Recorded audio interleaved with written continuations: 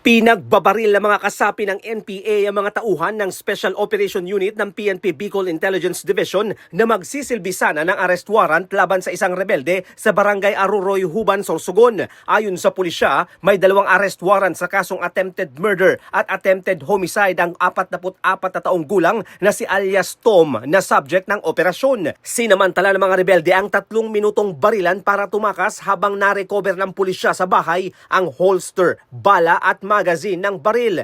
Pero sa Masbate City, hindi na nakapalag ang rebeldeng number 1 most wanted ng PNP Bicol nang arestuhin ng mga otoridad sa kanyang bahay sa Barangay Kawayan Exterior. Murder, attempted murder at paglabag sa international humanitarian law ang 9 na kaso ni alias Jake na maaaring piyansahan ang 5 rito ng 840,000 pesos. Gayunman, mananatili pa rin ang suspek sa kulungan ng CIDG Masbate dahil non-bailable ang iba pang reklamo.